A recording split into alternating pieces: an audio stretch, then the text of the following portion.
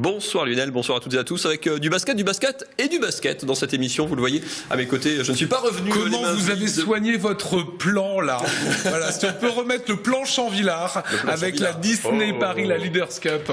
Je ne suis pas revenu les mains vides. Enfin, moi j'ai très peu de mérite parce que j'ai pas fait grand chose. Le grand artisan, c'est Jérémy Leloup qu'on a le plaisir d'accueillir ce soir, joueur de la SIG, rentré ce matin, lundi, après un dur week-end. 3 matchs en 3 jours, une petite nuit pour fêter ça, le retour ce matin.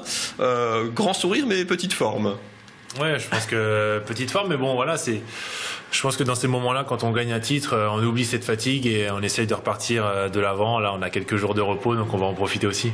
3 jours de repos, ça leur est jamais arrivé depuis des mois, tout simplement. Ils ont bien bossé. On va parler de la SIG évidemment. On va parler de la SIG, on va parler de Soufal-Weiersheim qui jouait la finale pour la Pro B. Ça s'est un peu moins bien passé malheureusement pour l'autre club alsacien. On parlera de hockey sur glace aussi évidemment avec la folle série de l'Étoile Noire toujours en vie en play-off. On commence par le basket et on va prendre les choses dans l'ordre. En levée de rideau de la finale de Pro, il y avait la finale de Pro B entre Soufal-Weiersheim, le club qui joue sa 2e saison à cet échelon. C'était la première édition de la Leaders Cup de Pro B. En face en blanc, c'est Antibes, un des clubs historiques du basket français qui était encore en Pro A l'an dernier.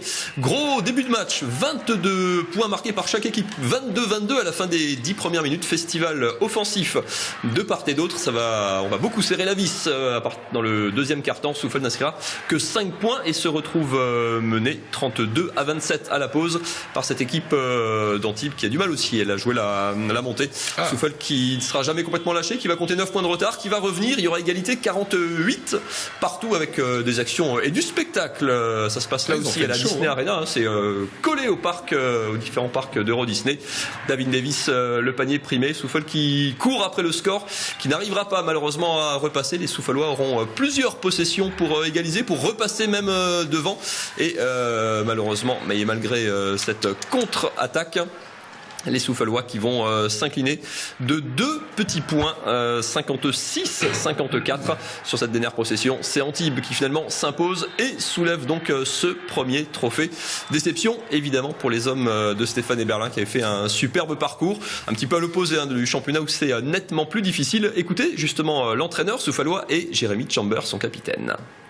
Vu notre saison, on s'était dit que ça pourrait être un petit rayon de soleil. Maintenant, on a tout donné, ça se joue sur des détails et les détails n'ont pas été en notre faveur ce soir. Maintenant, on peut être quand même fier parce que voilà, on est une équipe jeune en Pro B, ça fait 2 ans. On galère un peu plus cette saison, mais on peut sortir la tête haute parce qu'être ici aujourd'hui, personne ne l'attendait. Et puis on a prouvé que Soufal avait une équipe de basket.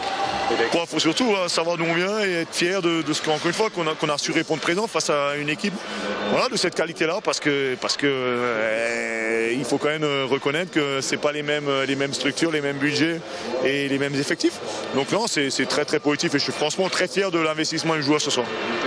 Et il reste 13 matchs de championnat de Pro B à Soufal pour sauver sa peau dans l'antichambre de l'élite du basket français. Ça commence dès ce vendredi, réception d'Orchy à la Rotonde, vendredi soir 20h. Et on a envie de dire bravo à Martial Bellon, on l'a vu tout à l'heure dans l'image du jour d'Olivier Anne, qui a embrassé ses joueurs, c'est le président de la SIG enfin titrée. Enfin titrée, ça se passait juste après la finale de Pro B de Soufal, c'était le lever de rideau. On repart du coup à la Disney Arena. Strasbourg en rouge comme Soufal, on prend les mêmes au même endroit, vous reconnaissez le terrain, on a changé de match, évidemment ça se passait coup d'envoi 17h. La SIG qui défiait Le Mans, le tenant du titre qui avait éliminé Nanterre après 3 prolongations. Strasbourg qui avait éliminé Le Havre vendredi en quart de finale, puis Dijon après prolongation. Là aussi ça c'était samedi après-midi. Début de match assez serré, les points d'Antoine Duhaut dans le premier quart-temps, les deux équipes au coude à coude. C'est Le Mans qui bascule en tête 15-13 à la fin du premier quart. Et puis Strasbourg va progressivement prendre l'ascendant, toujours très efficace défensivement. Un petit peu d'efficacité offensive. On n'a pas eu beaucoup de paniers primés par contre dans cette rencontre, mais Strasbourg va se détacher. Petite avance à la pause, 7 points, et puis accélérer violemment en deuxième période. Strasbourg qui va compter jusqu'à 15, 17 et même 18 points d'avance au tout début du dernier quart-temps. Par contre, Le Mans va recoller. On a une grosse frayeur. Le panier de Louis Campbell avec la planche à l'ancienne qui redonne un petit peu d'air, mais Le Mans va avoir un ballon pour égaliser et même pour gagner si ce shoot à 3 points était souhaité passer le contre de Jérémy Leloup, notre invité à la toute dernière seconde. La SIG s'impose 60-58. Et après la déception de la finale perdue l'an dernier, ici au même endroit, Strasbourg soulève 10 ans après le titre de champion de France un nouveau trophée, vainqueur de la Leaders Cup. Et hop, sur le plateau. Et ça fait du bien de voir ces images comme ça. Toute l'équipe autour de cette coupe.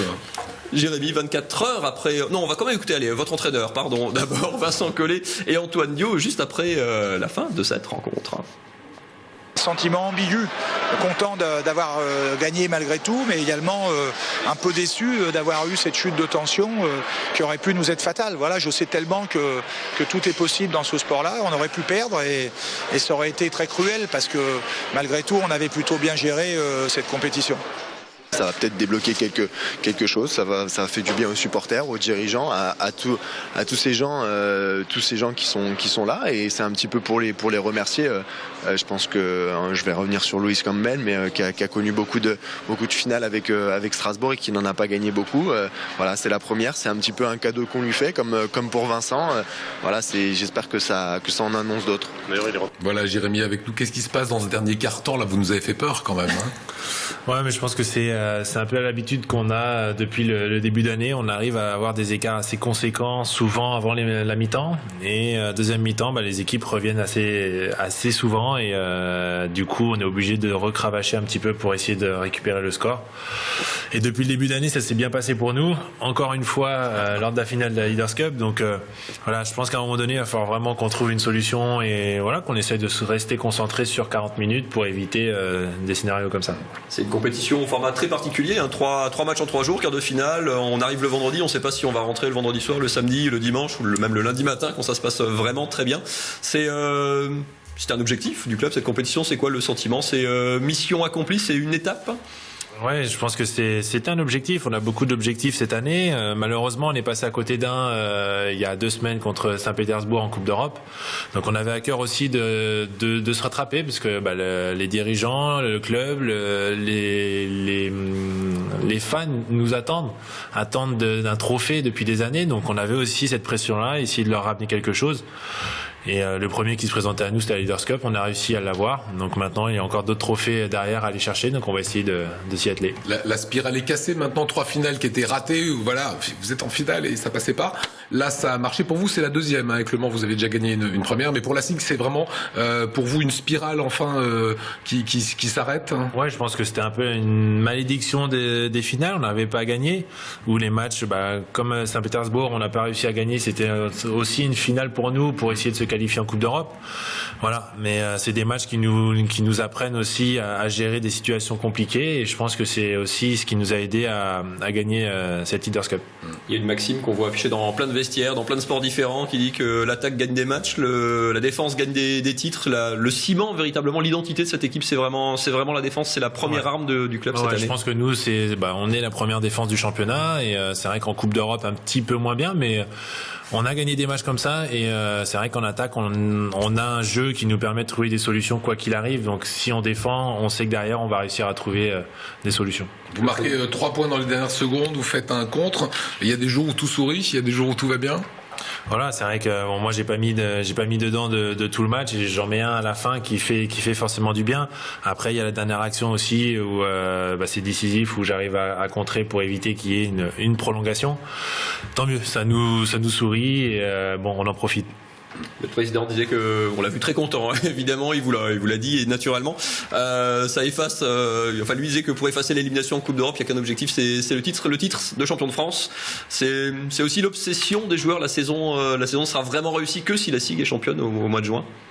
Ouais, déjà le fait de ramener un trophée, je pense que la saison n'est pas perdue, même si on passe à côté des autres objectifs. Je pense que l'objectif était aussi de ramener un trophée, donc on l'a fait. Maintenant, c'est vrai que ça va peut-être aussi nous libérer un petit peu plus, avoir moins de pression pour essayer de continuer à travailler et de s'épanouir pour les prochains objectifs qu'on a. Voilà, et il va falloir qu'on les prenne un par un. On a déjà une Coupe de France aussi qui arrive, donc voilà, on va essayer de tout prendre cette année. C'est ce on est ambitieux, donc on veut tout prendre. Voilà, il y a déjà en tout cas ce titre avec l'équipe, avec Jérémy Leloup. On va revenir dans quelques instants. Une petite page de hockey aujourd'hui. Hockey sur glace, très vite on file à l'iceberg. Premier tour des playoffs pour l'Étoile Noire. Les playoffs pour la SIG, ce sera au mois de mai, juin, on l'espère. En tout cas, enfin c'est quasiment fait pour l'Étoile Noire. On est en plein dedans. Premier tour contre Épinal. Ça se passait vendredi soir à l'iceberg. Épinal menait 2-1 dans la série. Il faut gagner 3 matchs pour passer en quart de finale. Épinal qui va ouvrir la marque dans cette partie. C'était samedi soir, donc le match 4 décisif, lié au deuxième poteau qui trompe Jadlowski. 1-0 pour Épinal à la fin du deuxième tiers-temps. Défaite absolument interdite, synonyme d'élimination pour l'Étoile Noire qui va se reprendre du coup dans la dernière période. La passe de Goldberg pour son capitaine Eli Marcos qui égalise 1-1. Les Strasbourgeois qui auront plusieurs occasions de prendre l'avantage et de s'imposer sur leur glace, mais même à 5 contre 3 en double supériorité numérique dans les derniers instants, les Strasbourgeois n'en profitent pas. Ce but-là sera invalidé. Du coup, comme il faut un vainqueur au hockey sur glace, prolongation à 4 contre 4 pendant 10 minutes, principe de la mort subite. Là aussi, l'Étoile Noire dos au mur, mais ça va tenir bon en défense. Ça se règle finalement au tir au but et Vladimir Jadlowski, le gardien slovaque de l'Étoile Noire, qui va faire le boulot. Un exercice très difficile où finalement seul le défenseur américain de l'Étoile Noire, Jake Goldberg, va réussir à marquer en trouvant la lucarne du portier d'Épinal derrière ses morts subites. Pression. Échec interdit pour le Spinalien qui va finalement la mettre à côté. L'Étoile Noire s'impose sur sa glace, égalise dans la série à 2-2. La joie évidemment des Strasbourgeois. Les deux équipes du coup s'affronteront pour un match décisif mardi soir, demain soir, sur la glace d'Épinal. Le vainqueur continuera, sera qualifié pour les quarts de finale. Le perdant sera en vacances. Petite réaction de... Petite réaction, on écoute Daniel Bourdage, content, satisfait, soulagé, comme son capitaine Eli Marcos. Comme ça, c'est le hockey, c'est jamais terminé et voilà. Et si on se bat jusqu'au bout, et ben il y a pas, on peut faire des grandes choses. Fallait y croire. C'est Épinal, c'est une bonne équipe, 4 blocs très homogènes. Et on a vu que c'est un véritable bras de fer. Je pense que le match aurait pu basculer quand on a eu l'infériorité de 5 minutes. Mais on a tué les punitions et puis soudainement c'était 1-1 et on a tenu. 10 minutes de prolongation, 4e match. C'est vrai que les gars vont être quand même fatigués, mais ça tombe bien parce que là, dimanche et lundi pour récupérer. Allez, retour au plateau. On va reparler basket avant de se quitter. Jérémy, alors vous avez battu le Mans en finale. Vous êtes un pur Manceau, né au Mans, formé au Mans. Vous avez commencé en pro là-bas, passé par Vichy, par Dijon, Strasbourg aujourd'hui. Une escapade à l'étranger, ça s'est présenté. C'est quelque chose qui pourrait se faire. On ne veut pas vous chasser, on est bien avec vous à Strasbourg. Non, c'est pas quelque chose qui s'est présenté. Maintenant, voilà, je pense que j'ai aussi une vie de famille maintenant, donc je pense que je vais privilégier peut-être la France. Maintenant, je ferme aucune porte. Mais bon, déjà, on va se concentrer sur la fin de la saison avant de parler du futur. Donc, il y a encore de la place sur la table pour d'autres trophées. Voilà, on a prévu large. Avec d'autres trophées encore. On est très accueillants, nous, à Alsace-20. En tout cas, voilà, ça a été un plaisir de vous recevoir. Un grand merci à toute l'équipe. Félicitations à Vincent Collet, qui fait un travail remarquable. On aimerait bien le garder, mais ça, c'est très personnel. Et merci en tout cas d'avoir ramené la coupe. On y repart avec. Je me dis bien. Voilà, mais ce